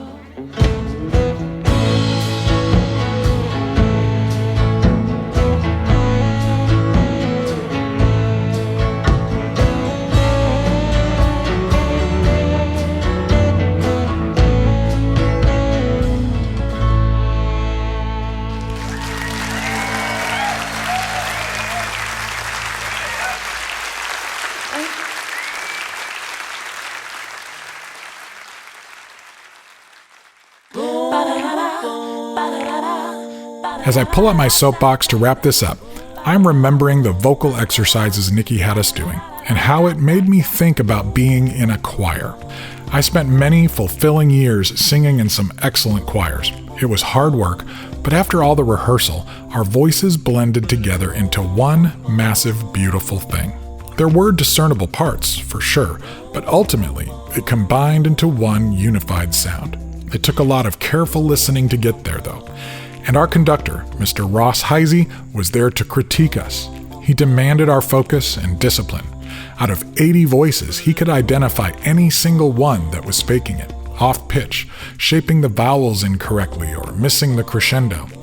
The secret to our success as a choir, and we were very successful, we won many competitions, was that we submitted to his leadership and we listened very carefully even as we generated sounds of our own. It seems to me that many people, probably too many, are so concerned about having their voice heard, their individual voice, that they miss out on the beauty that a united community of voices can make. We think that every thought we have, every note that lives in our throat, is the most important thing at all times. I'm not suggesting that those things are not important, but they are not always the most important. If you are my age or better, you might remember the feel-good hit of the 80s, We Are the World. A slew of pop, rock, and R&B stars got together to sing one song with all proceeds going to charity. It was a nice thought and a good bit of spectacle, but was it really a choir? It never struck me that way. It was a collection of individuals, each getting their moment to warble into the mic. I remember that song helping me really appreciate dedicated groups like the Mississippi Mass Choir. Oh, I love a solo artist too. I love Bob Dylan with his guitar and harmonica standing in defiance. And Bob with a band? Yeah, that's cool too. Bob getting one line in We Are the World? Well, I could have done without that. So, what does this have to do with anything? I think Nikki's work, both as a musical artist and as a consultant doing culture coaching with corporations, is about developing the same kind of critical listening skills that help us be better members of the choir and more compassionate members of our community. Karin and Linford seem to have pulled together a certain kind of community choir in their own backyard as well. There were several moments, like when Iris Dement had us singing Pass Me Not, O Gentle Savior, that we all sounded like a choir. But even when we weren't singing, there was something very choir-like about the whole affair. We trusted our conductors. We let them choose the songs, set the tempos, and call us to order. And between our songs, if we listened, we could hear the crickets and the birds singing along. Okay, I'm climbing off my soapbox now. My solo is over.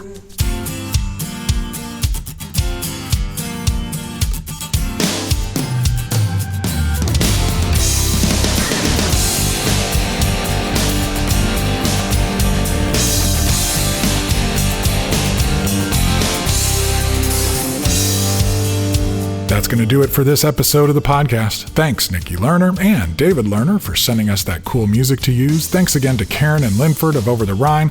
Make sure to mark your calendars for Nowhere Else 2023, September 1st through the 3rd. I hope to see you there.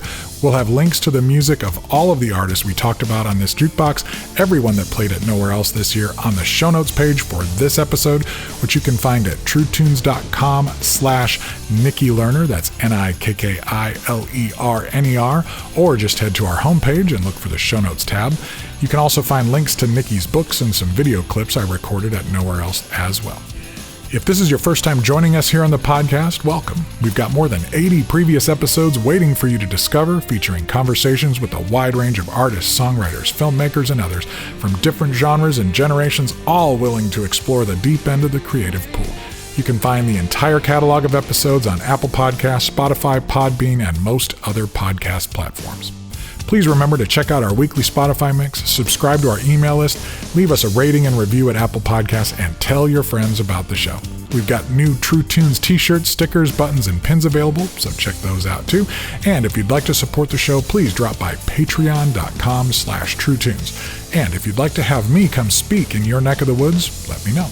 We're also looking for sponsors, so if you have a book or film or conference or something else that you would like to promote to the coolest podcast audience in the world, let me know. This podcast was written and produced by me, JJT, with co-production, editing, and sound design by Bruce A. Brown for Gyroscope Productions. As always, thanks to Phil Keggy and Rex Paul for our theme song, the special instrumental mix of Full Circle. The contents of this program are protected by U.S. copyright law and are the intellectual property of Gyroscope Productions, with the exception of songs or clips that are from previously copywritten materials. Everything on this episode is used by permission or under fair use provisions. Thoughts and opinions of our guests do not represent the positions of our producers or our sponsors. Discernment is recommended. This program is intended for the private use of our listening audience. Gyroscope Productions can be reached at jjt@truetunes.com or P.O. Box 60401, Nashville, Tennessee 37206. Until next time, this is JJT suggesting that if you've never been in a choir, try it out. It might change your perspective on a lot of things. But remember, don't lock your knees when we get up there on the risers. You don't want to cut off your blood flow and faint. Peace.